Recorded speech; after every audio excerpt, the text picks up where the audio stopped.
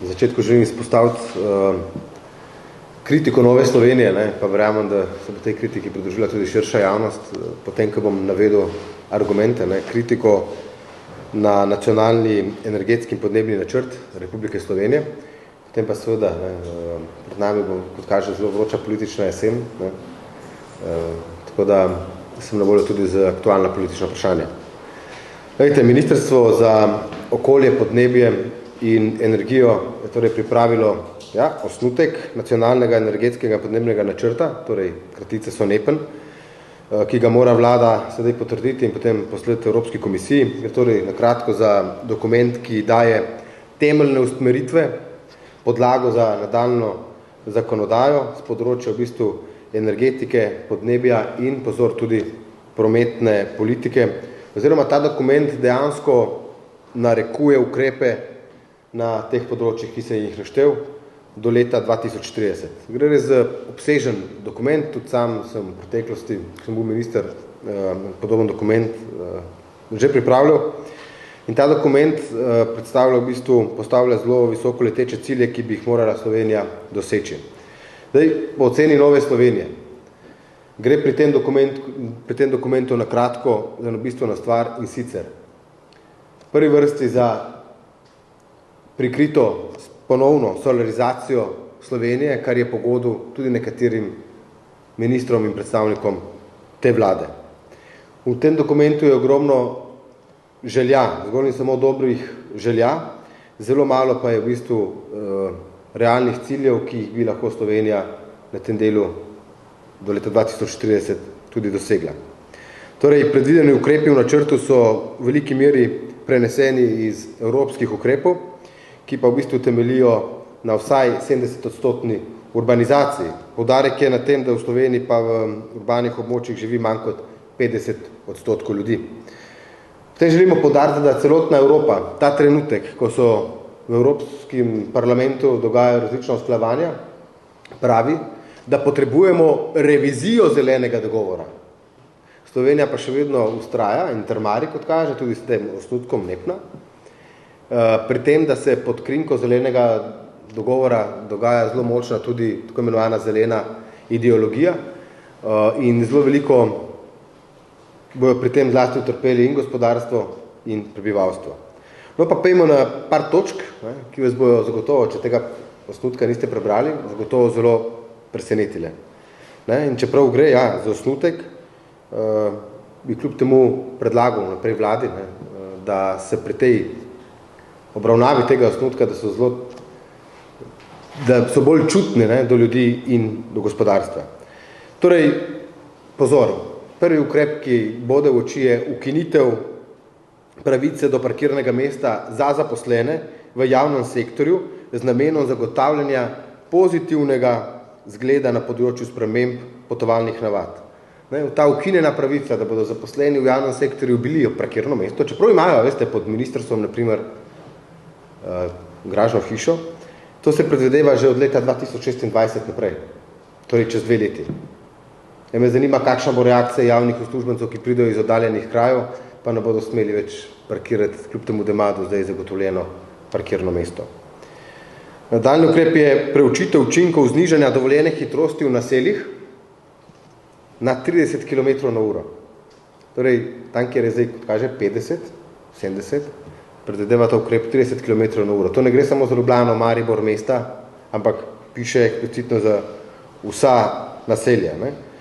Še prej bi radi izvedeli študijo o tem, nekdo bo, kot kaže, s temi študijami tudi bogato zaslužil, in sicer študija do leta 2025, sprememba tega zakona, da se v naseljih omeji hitrost 30 km/h, pa bi bila leta 2027.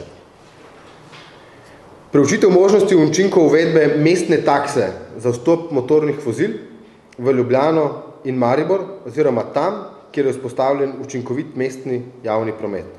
Seveda prej je treba narediti študijo in raziskavo in potem bi leta 2030 to uvedli. Torej, tisti, ki bi želel priti na območje mestne občine, pač na območje mesta Ljubljane, Maribora, pač bi imel posebno takso, kar bi mogel pač plačati, posebno dovoljenje bi bilo, da lahko pride na to ozemlje. In še ena taka cvetka je preučitev učinkovitosti in izvedljivosti obremenitve delodajalcev oziroma zaposlenih za zasebna parkirišča, naprimer skozi bonitete ali pa nove davke, dajatve, oziroma za spodbude za tiste, ki se odpovedo parkirnemu mestu. Izvedba in študija do leta 2027 in potem sama izvedba tega ukrepa leta 2030. Torej, tukaj sem naštel samo 4 take problematične točke v tem osnutku. Obstajajo pa še druge. Vi na položnicah imate poseben davk, ne, za energetsko učinkovitost. Ta davk se v bistvu zdaj povečuje po tem predlogu kar za 3-krat. Vse z namenom širjenja določenih ideologij po našem trdnem prepričanju, ki jih v bistvu že danes v Bruslju v okviru pogajanj za novo Evropsko komisijo zavračajo in delajo revizije, mi pa imamo ta osnutek, kot kaže zdaj, v javni obravnavi.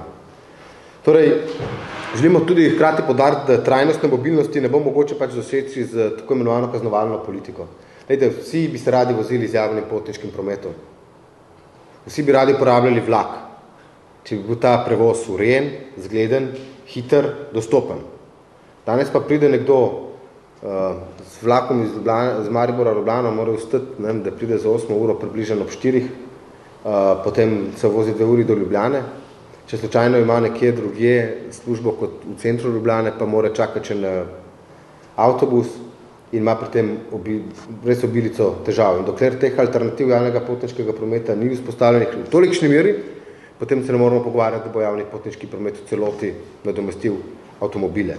Torej, kaznovalna politika ne pride v poštev. V Novi Sloveniji mislimo, da so spodbude tiste, ki jih moramo nameniti ljudem.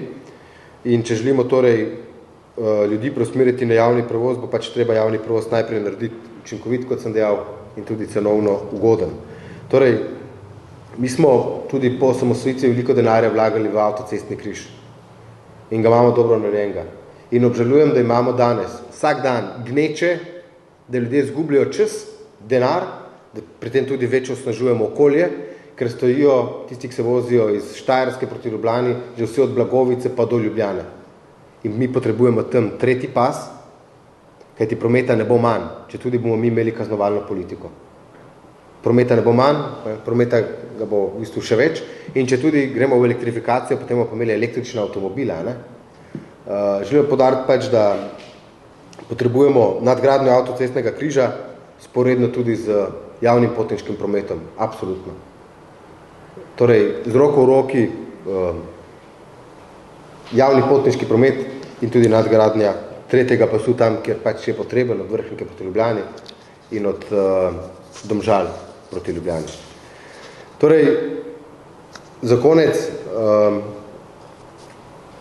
v Novi Sloveniji absolutno vidimo rešitve, kot smo dejali, v spodbudah za elektromobilnost, v uvajanju alternativnih goriv absolutno in tudi v povečanju pretočnosti prometa, kot smo dejali, s širitvijo pasov.